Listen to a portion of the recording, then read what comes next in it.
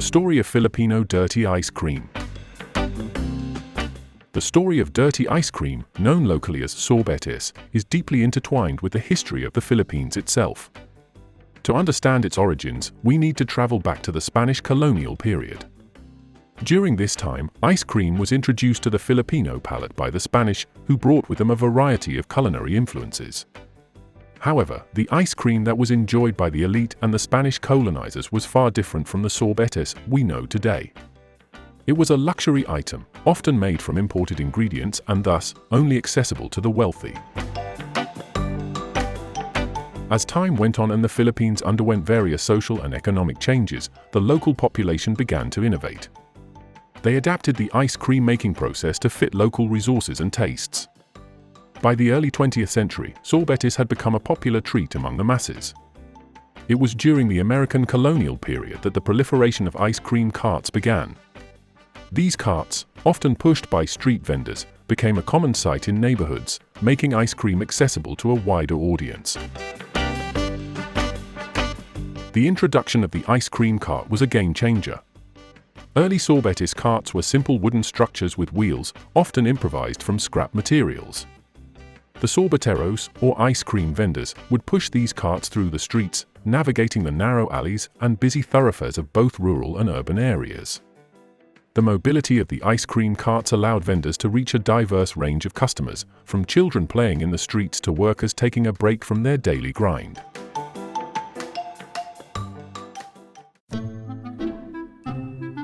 So, why the moniker dirty?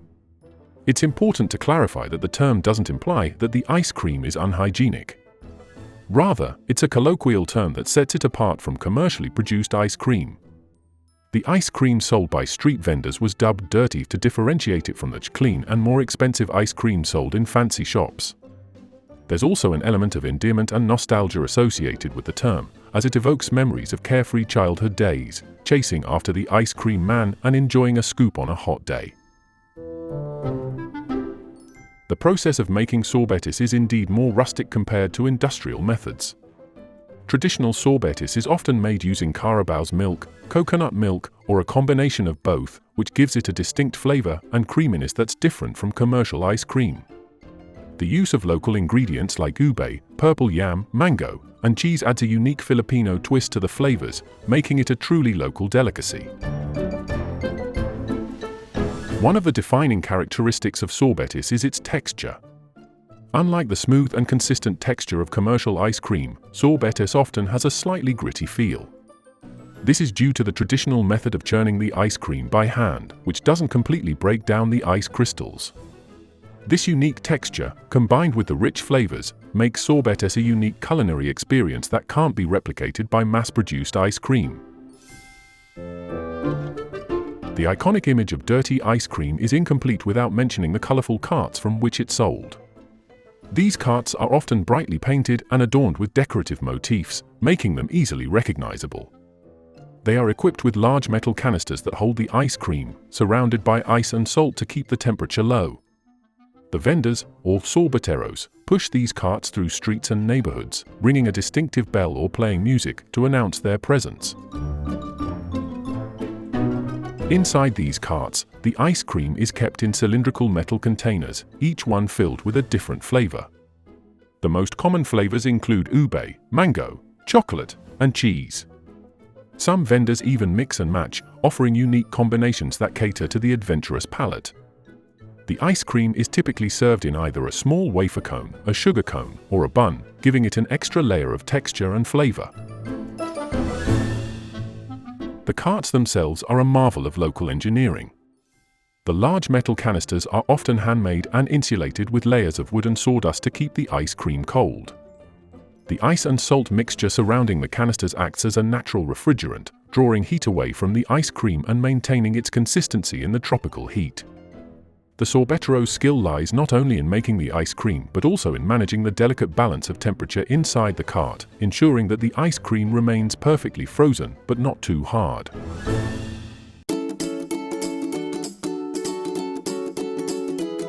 Sorbetes is more than just a sweet treat, it's a cultural icon.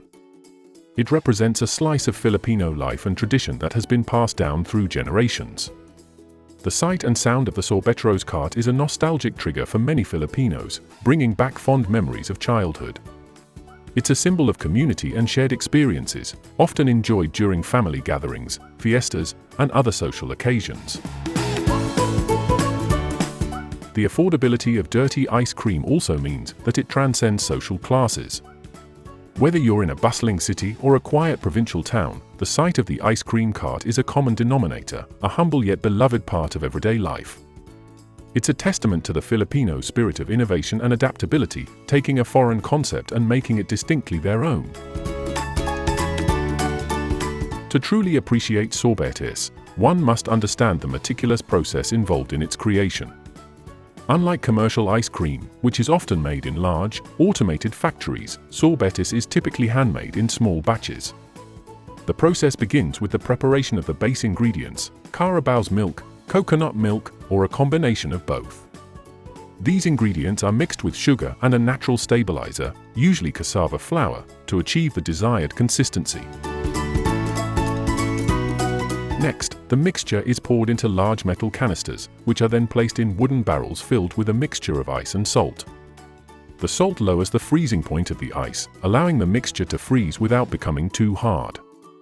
The canisters are manually churned using a hand crank mechanism, which incorporates air into the mixture and gives sorbetes its characteristic light and fluffy texture. The churning process is labor-intensive and requires a great deal of skill.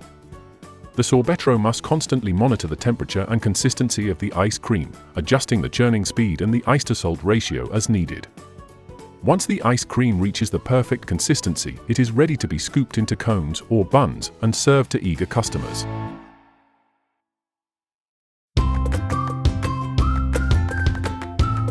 The impact of sorbetes on the local economy and society is significant.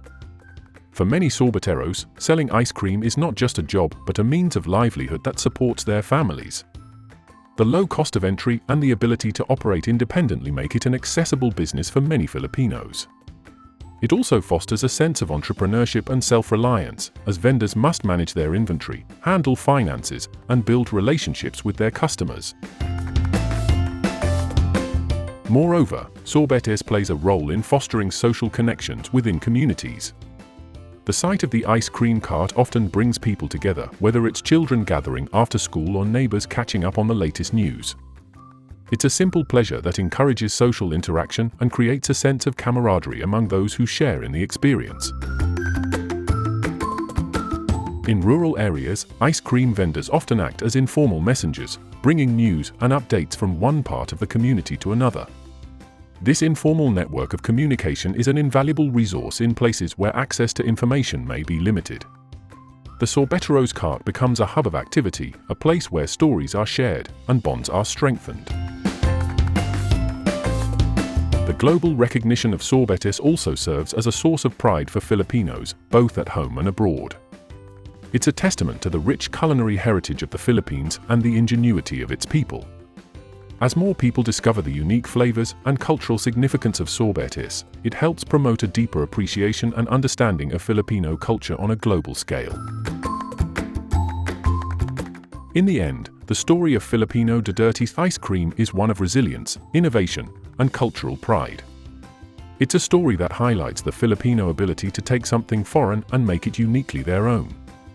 Sorbetes is more than just a treat, it's a symbol of community, a source of nostalgia, and a testament to the rich culinary heritage of the Philippines.